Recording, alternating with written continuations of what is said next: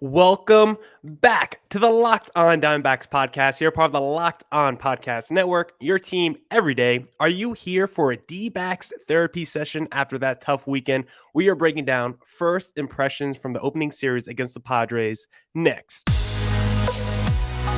You are Locked On Diamondbacks, your daily Arizona Diamondbacks podcast, part of the Locked On Podcast Network, your team every day.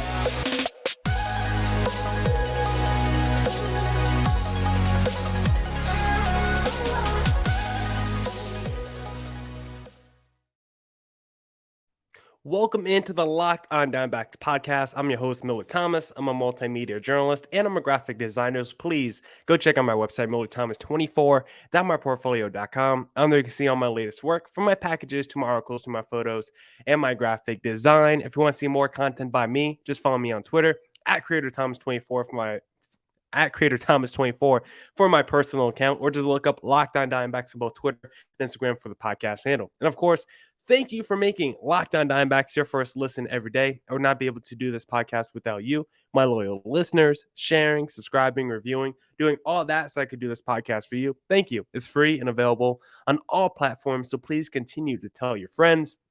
As I mentioned today, on today's podcast, we are doing first impressions from the Dbacks during the opening series. We're going to talk lineups, pitching, defense, of course. And to wrap up the pod, it's going to be something a little different today because recently I had a loss in my family. I recently lost my grandfather this past weekend. So I want to wrap up the pod by doing a little tribute to him. He's the reason I'm even doing this podcast. He's the reason I love baseball. He's the reason I talk baseball. So just want to wrap up the pod with a little celebration podcast tribute, whatever you want to call it, to my grandfather at the end. So that's how we'll wrap today's pod. So I'm going to try to keep my emotions up because just talking about that just now, if you could look on the YouTube channel, it brought a little twinkle to my eyes. So we'll see how this pod wraps up because I might shed a couple tears. This might not just be a D-backs therapy session from opening weekend. This also might be the Millard Thomas therapy session about his grandfather's loss at the end of this podcast. That's not very funny at all, but sometimes you got to laugh through the pain. But before we get there, let me, let me get these tears out of my eyes. Let me try to compartmentalize and let's talk about the D-backs opening series. I first want to start with the offense because the D-backs offense this past weekend was not very good. It did not do anything. Actually, it has probably been the worst offense of baseball. There's some arguments for the Orioles and some other teams out there. The Twins and Guardians had an argument before that Sunday game, but the D-backs are right there in the conversation for worst baseball and offense. They are dead last in not just the National League, but in all of Major League Baseball in hits. Third worst OPS. You look up and down their lineup, there's just not much going on at all with anybody. Like David Peralta is probably the most locked in guy at the plate. I've really liked how David Peralta has looked at the plate this year. I think he's probably our best player right now as it currently stands. We know what he did in spring training, led the D-backs in home runs during spring training. We know he came into camp. It was one of those best shapes of my life scenarios. He came into camp. He was training differently during the offseason. He said, hey, I put down the heavyweights and I started picking up the bands. I started working on flexibility, working on my core. And David Peralta wanted to come into camp a little bit lighter, a little bit leaner. And so far, that has translated into a little bit more pop and power. And David Peralta has looked pretty good in the D-backs uniform so far. And right now, he's the only current D-backs player with more than 2 hits on the season. Yes, David Peralta leads the Arizona Diamondbacks in base hits at 3. That's all you need to lead the Diamondbacks in base hits, just 3. If you look up and down the roster, no player other than David Peralta has more than 2 hits. Walker and Marte, they have 2 hits. Everyone else on the roster has 1 hit or less. So Walker, Marte, Peralta, only 3 players with multiple hits on this team. No player on this team has more hits than strikeouts. Everyone is even or more strikeouts than hits. So nothing has gone right. Most of these at-bats have looked really uncompetitive. Like, that's been the biggest thing that has really stood out to me watching these games. There's so many at-bats where I'm like, this player at the plate is just like kind of half swinging, like maybe a Pavement Smith or Geraldo Perdomo, where they just seem a little unconfident, seem a little unsure of the kind of pitch they want to hit or attack. You see a lot of just half swings and half strikeouts up there at the plate where a guy goes back to the bench and he's shaking his head because he know what he wanted to hit, but he wasn't able to pull the trigger. I just see a lot of hesitancy with these batters. I don't know if that's a manager thing because, what they're being coached to do when they go up to the plate. Maybe it's too much information. Maybe they're not comfortable up there. I don't know what it is, but these players do not look that comfortable at the plate right now. That's not a shock. I mean, Carson Kelly, Dalton Varsho, two of our better offensive players, they currently don't even have a hit yet. Carson Kelly has more balls grounded into double plays than he has hits because he has 2 balls grounded to double plays, which is more than anybody else on this team. No hits. Dalton Varsho, we know what kind of player he can be. We've talked about it ad nauseum. If Varsho can continue that second half breakout, he will be a huge swing player for the D-backs this season so far. You see what happens during the D-backs season when Varsho's not getting hits or not producing runs. This D-backs team as a whole starts not producing runs. So you're going to need Varsho and Kelly to get back on that horse and start hitting some bombs and driving in runs. Or you know what would be nice? Just a couple base hits, just a single up the middle. That's all I need. I would even take a dribbler down third and Dalton Varsho beating it out for a single, like anything just to get these two guys on the bases and just to get their confidence up, because I just feel like once you get that first hit out of the way, everything else will loosen up, hopefully take some of these nerves and pressure off, because it's the early part of the season. So I still don't want to overreact too much. I still don't want to put too much emphasis on what we're seeing right now, because a lot of the things that we're seeing now is going to even out. Like, God, I can't even think of the dude's name, but there's one player in baseball. We were talking about it on yesterday's pod with Sully Baseball of Locked On MLB. I forget what his name is. I think it's like Steven Kwan or something, who's like 10 for 12 or something crazy on the season. Like something like that's going to even out. Not everyone's going to be batting 800 by the time the All-Star break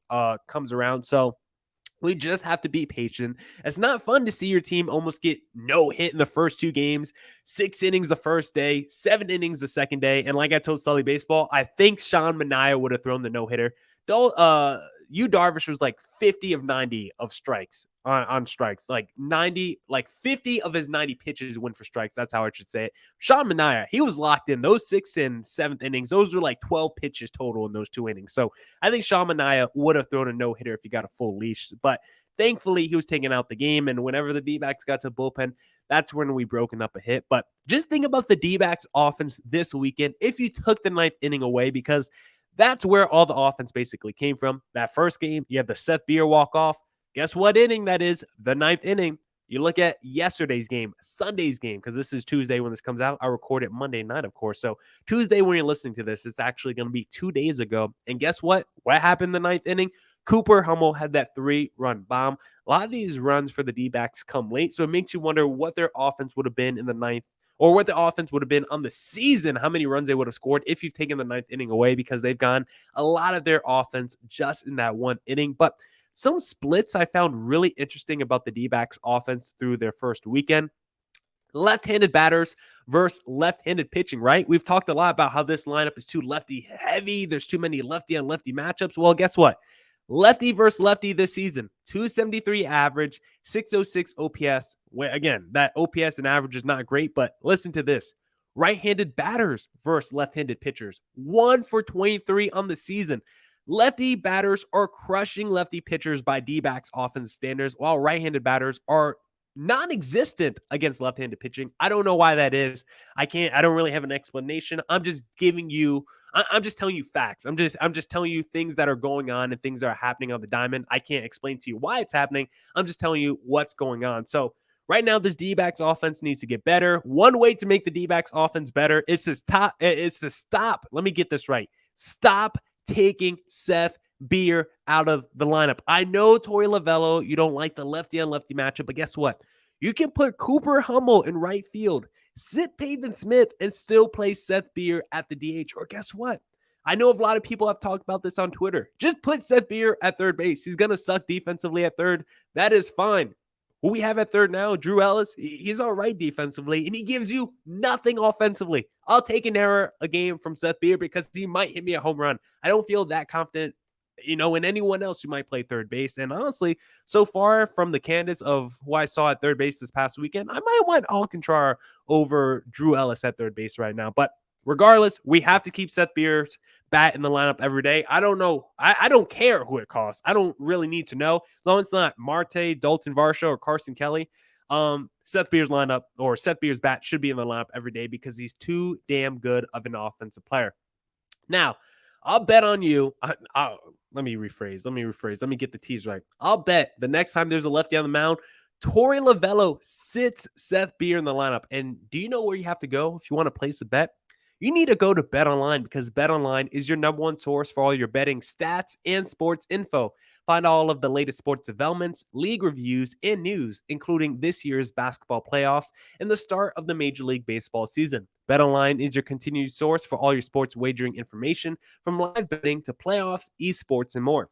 Head to the website today or use your mobile device to learn more about the trends and actions. BetOnline, where the game starts. And also, thank you for making Locked On Diamondbacks your first listen every day. Locked On MLB Prospects host Lindsey Crosby is a prospect encyclopedia. He's going deep on the MLB stars of tomorrow. It's free and available wherever you get your podcasts. All right. Let's get back into the pod. And now let's discuss the Dbacks pitching. We discussed the offense, the lineup struggles, but now let's discuss the pitching because even though the Dbacks offense has been non-existent, I don't think the pitching has been that bad. Brent Strom, he's got a lot of cardio in these last couple days, these last 3 days, because Brent Strom has been going back and forth from the mound back to the bench because there's always 1 to 2 times a game where a Dbacks pitcher, let's say, gets in some trouble. Maybe there's a couple guys on bases. All of a sudden, they keep throwing balls, and it's like, here I come, Brent Strom again. Got to go make my 30-second walk to the mound because these D-backs pitchers need his guidance to get through because I need to go track the numbers. I need to see the stats pre and post a Brent Strom visit because I feel like every time a D-backs pitcher talked to Brent Strom, they came out and got like a strikeout the next at bat, or at least got out of the inning or got out of whatever jam they were in. So I have been impressed with Brent Strom so far. One negative so far about the pitching, not from the results or production we've seen, but I got this news today, scrolling on Twitter. I'm sure all you guys have seen it since this is coming out on Tuesday. No Zach Gallen pitching what would be today against the Houston Astros. Found that very surprising. Haven't gotten more information yet. So as I'm recording this, 6:30 p.m. on Monday, right now, all I know is Zach Gallen not starting Tuesday. Maybe they just want to give him some extra time since he was dealing with that shoulder inflammation from the offseason. Maybe he had a setback. Maybe he's going to have to go get surgery. I don't know. Those are just speculations. I don't know what the reason is. So let's hope and send our prayers out to Zach Gallen that he gets better because, we already know the D-backs aren't going to the postseason or anywhere special this season, but we definitely don't have a chance if Zach Gallen is not healthy. So hopefully, Gallen could come back to full strength and look like the beast he was those first couple years in a D-backs uniform. But let's actually get back to breaking down the results this past weekend because, like I said before, the pitching wasn't too bad. I wouldn't put the blame on them for why the D-backs lost this past weekend. I first want to start with Merrill Kelly because I thought Merrill Kelly looked very good against the Padres. He was the one battling Sean Manaea in that almost no-hitter, and he was racking up the strikeouts. I mean, Merrill Kelly had 7 strikeouts in just 4 innings pitched. His stuff looked very good.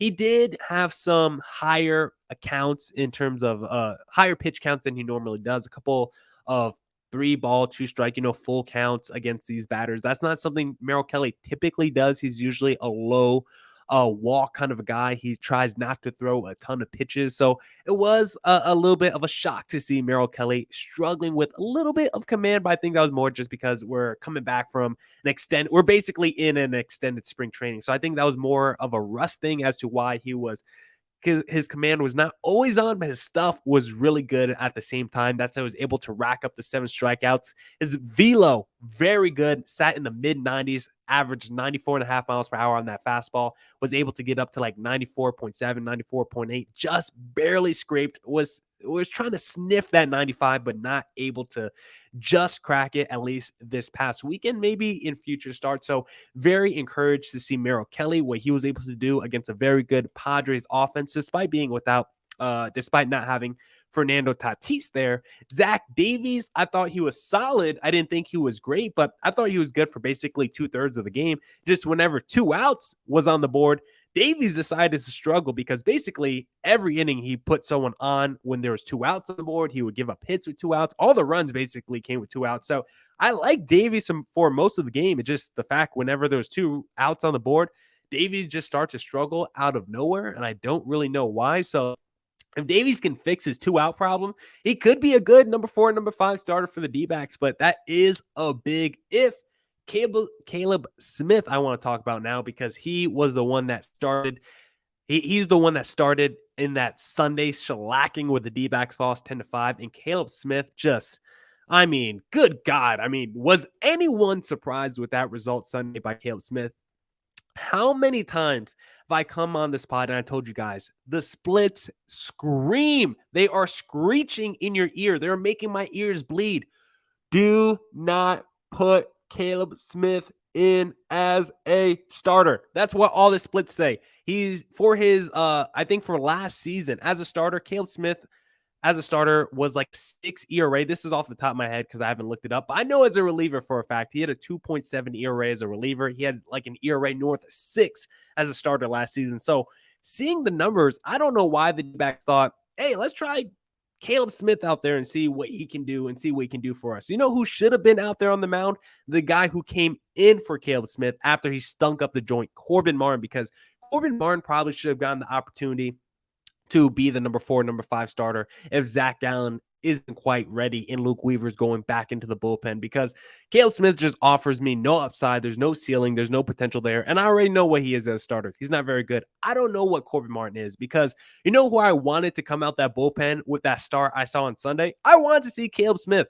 A 1-inning game, 5 earned runs allowed. That's the perfect kind of game where Caleb Smith comes in and pitches the next 4 innings and gives up 1 earned run, walks 3, and strikes out 4.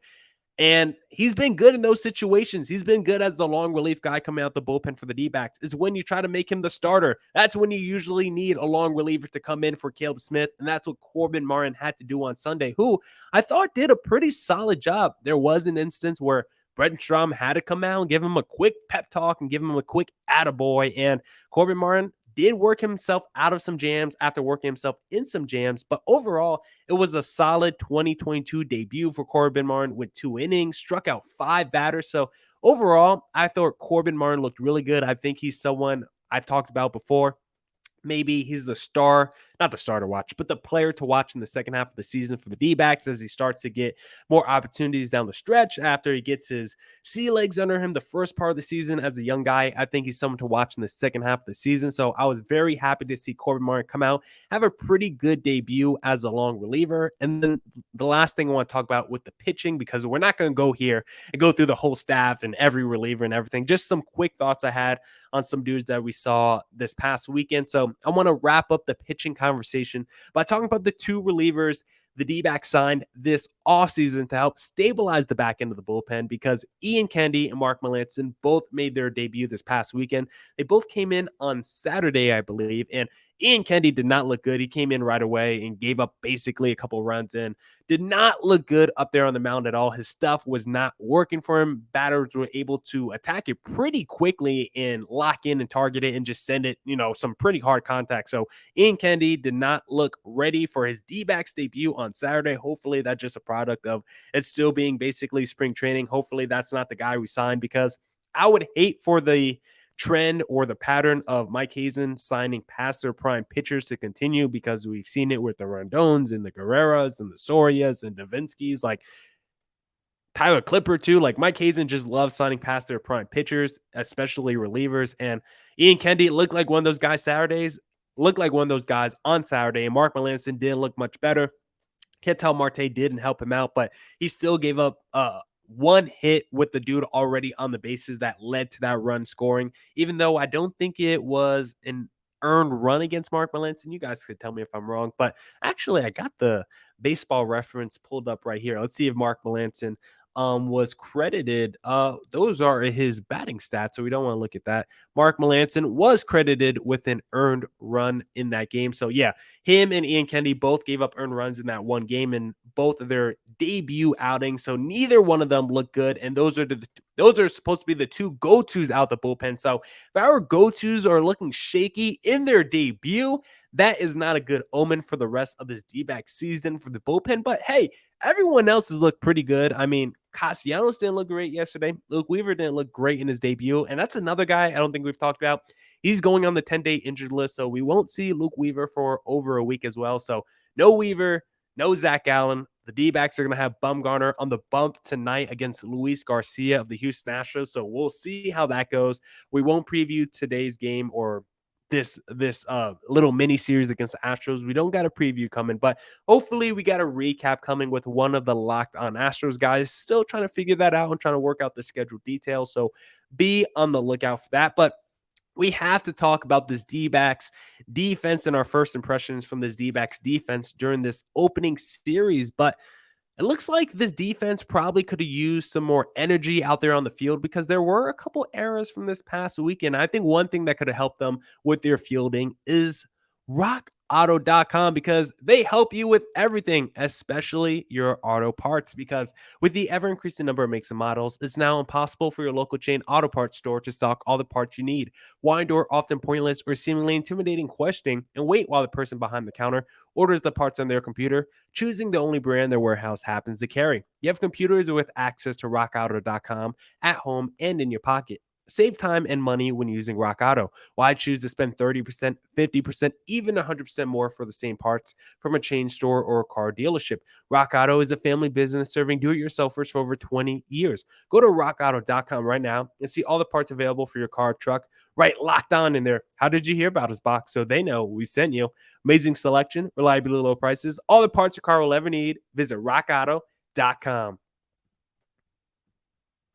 Not gonna lie to y'all, that was a pretty weird segue to that Rock Auto ad because in my mind, I thought it was gonna be a Built Bar ad. So I was like, oh, the defense needed some Built Bars to help them get the errors out their system. Then little did I know, oh, it's actually a Rock Auto ad. So that's why that segue wasn't as clean as it normally is for me. I thought I like to think I'm a pretty decent segue guy going from a segment to ad read, and that time was not my best work. So I'll work on that for the future, in the future for you guys. Man, my words are being all scrambled today. But let's talk about the defense. First impressions from the D-backs defense this past weekend.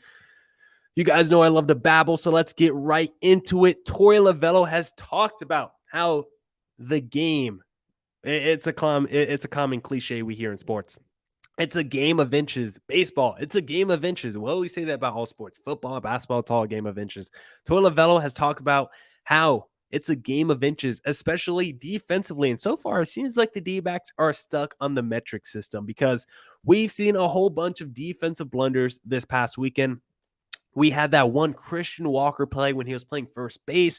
It was a huge critical part of the game. You had Trent Grisham at first, and you had that little liner to Christian Walker. Very hard hit. Don't know if he could have caught it, but if he did catch it, he could have tagged the runner, Trent Grisham, and got a double play, and that would have got us out the inning. But instead, or at least maybe he got us 2 outs. I don't remember how many outs were on the board, but instead, he misplays the ball. It's not an error, but he's not able to make the catch, and he's only able to get Grisham out at second, the lead runner. The guy is safe at first with a fielder's choice, but the next batter comes up, and I think he scores both of them. So right there is one example where the D-backs' fortunes did not swing their way when it came to defense, and that is not the only example we have from this past weekend because Mark Melancon was on the mound, and then you had that fumble by the infield with that one ball that ended up leading to a run scoring opportunity as well. You had that Drew Ellis play where he was trying to make a throw from third to first base and completely overthrew the first baseman after making a couple of nice plays earlier at third base. You had Alcantara. He had a play at third base where a ball was smoked down the line. He dove for it and it just got under his glove. There were so many instances of either errors or just close plays or plays that were just not able to be made where it really was a game of inches because you look at this D-back series, it was very close. And a couple of those plays led directly to runs being scored. So I'm not saying the D-backs win these series if they make those defensive plays, but you never know. I mean, as bad as the D-backs offense looked all weekend, Sunday was the only game where we got blown out and we got shellacked. The first 3 games of the series, I mean, we won the first game on a Seth Beer walk-off, and the next 2 were very winnable. We did have an opportunity in that second game. In the third game, maybe we didn't get as much of an opportunity. or I forget. All these games are jumbled. I forget which game we had the tying run coming up to the plate. It was either Friday or Saturday, but either way, we had chances in the first 3 games to tie it up or take the lead or do something. Those games were close. Only the Sunday game was not close. And the defense was a big reason as to why we lost those first 3 games. You take the defense combination with the offense not doing a damn thing at the plate. And I think those two huge reasons why the D-backs were not able to have a better opening weekend. So going forward, I don't know if the D-backs defense is going to get better, but one way to make the offense better, prioritize offense over defense. Put Seth Beer at third base, do whatever you have to do. Go with the hot hands of offense. And guess what? Jake McCarthy is a pretty good defensive player. I wouldn't mind seeing him hit more instead of Pavin Smith just because of how athletic Jake McCarthy is in the outfield. He's made some incredible defensive plays.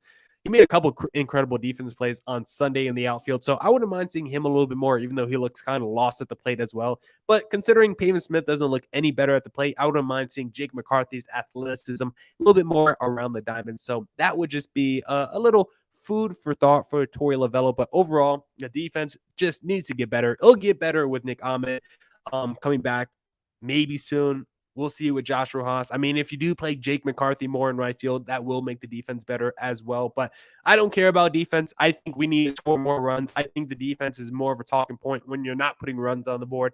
I don't think defense even gets brought up on today's pod.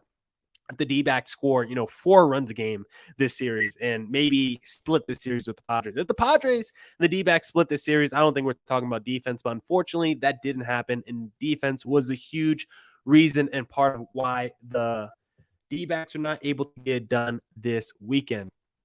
Now, we have talked about the first impressions from the D-backs this season. I'm hoping I'm checking my data right now because it's saying I only have 1 bar on my Wi-Fi signal right now. So I'm hoping this podcast is going to work good because I'm hoping the signal's not too weak for me for my audio part of this podcast. But now I want to talk to you guys about my grandfather and just do a little tribute, I guess, a little tribute segment of this podcast to my grandfather, because as I mentioned in the top of this podcast, I would not be doing this podcast. I would not be talking baseball. I would not be watching baseball if it was not for my grandfather who I lost this past weekend. I call my grandfather Hispanic and Puerto Rican. So to me, my grandfather's name is Poppy. And he was just so instrumental in my life in terms of doing what I do now, because anyone who knows me knows I absolutely love sports. I eat, breathe sports like everyone else who does sports podcasts. I love basketball, I love football, and of course, I love baseball. I love talking it. It's all I want to talk about. It's mostly all I think about. And I don't know if any of that would have been possible if it wasn't for my grandfather, because baseball was my first love. I don't know if I love baseball the most nowadays, because I do love basketball and football a lot, but baseball was my first love. It was the first sport I got into, and it was all because of my Poppy, because he used to come down all the time from New York City. I grew up in New Jersey, so he would always take the bus down from New York City to New Jersey, and it would literally drop him off on the corner, and he would just walk over to our house. And he would always, one of the first things he put on the Yankees game or any baseball game that was on, because my grandfather just absolutely loved to sit down in front of a TV, sober, didn't need no beer, and just watch a baseball game. And growing up as a young kid, I didn't love baseball at first. I thought it was really boring. I didn't want to watch it. I didn't find it very interesting. But as I got a little bit older, my stepfather also liked to watch baseball with my grandfather. It was kind of how they bonded, with my mother being around. So they kind of bonded. They were both Yankees fans. So they always had the Yankees games on TV. So growing up as a kid, they were always enjoying the Yankees. And everyone else around me was Yankee fans. Like, I grew up in New Jersey. Everyone was Yankees fans. So guess what? I was kind of annoyed. So I wanted to be a little bit of a contrarian. So probably around 10 to 12 years old, I was like, hey, this is my grandfather and stepfather both like the New York Yankees. I'm going to go the other way with this. That's how I got into the Boston Red Sox, and I ended up really liking the Red Sox, Manny Ramirez, Big Poppy and that whole crew back in the mid 2000s. But I would have never even got into baseball or started watching baseball if it wasn't for my grandfather constantly coming over and throwing the game on. I mean, I would be like, Poppy, can we please watch something else? I just want to watch cartoons. I'm a kid. And he always got what he wanted because it wasn't like I mean, he was making a trip down to see us, and my mother really wanted to please him. So we always had baseball games on. And eventually I grew to love it. It was a great way for us to bond. And it wasn't just watching the games with him because he was also a person, even though he was in his 70s, he always was not afraid to go out there and get dirty with us playing sports. Like my grandfather, up until he went to the nursing home, which was around in his late 70s, up until he was like 75, 76, 77 years old, my grandfather was out there in the streets playing sports with us. Like he was a legit athlete. He was running up and down the basketball court with us. We would play baseball. We would play wiffle ball. We would play tennis. We did it all. And he's instrumental into what I'm doing now. I would not be talking sports. I would not love sports if it was not for my grandfather. All those summers growing up, playing catch outside with a ball glove. Me and my grandfather used to go to the baseball game. I remember there was this one game we went to where oh, sorry, guys. I remember there was this one game we went to. It was me, him, my stepfather. Went to Yankee Stadium. We went to see the Yankees. I think they played Tampa Bay that day. And my stepfather was always like, if we were going to a baseball game, he was like, it's expensive. We're going to eat before. I remember we got Subway. And actually, my stepfather didn't even go with us that day. He actually dropped me and my grandfather off at the ball game. So it was just my grandfather and I had already eaten before the game because I knew it was going to be expensive. My grandfather, he wasn't working. He was just making retirement. So I was like, we're not going to break the old man's pockets, but what's the ball game? And my grandfather's very old fashioned. So when we were sitting there in our seats at Yankee Stadium, he looks over to me. He goes and digs into his sock and he pulls out his money because that is always where he kept his money, rolled up in his socks. And he gave his money to me, and I'm sorry if this is just tough to hear. I'm also not trying to, not sound terrible on the mic as I'm tearing up, but he gave his money to me, and I got some ice cream. I got a burger too, I think. I mean, it was only $20, so maybe I only got one or the other, but I definitely got some ice cream and a helmet. I remember for sure. So going to the D-backs game on Sunday against the Padres, the one thing I wanted was some ice cream and a cup. Man, this is getting a lot harder than I thought. All I wanted was some ice cream and a cup, and I got it. Made me think of my grandfather. Excuse me. And oh, made me think of my grandfather. I just want to say, I love you, Poppy. I'm gonna miss you. Now that's it for this edition of the Locked On Diamondbacks podcast. Thank you to everyone who tuned into today's podcast. Come back tomorrow for more Diamondbacks news, coverage, and insight. And as always, stay safe and stay healthy. Deuces.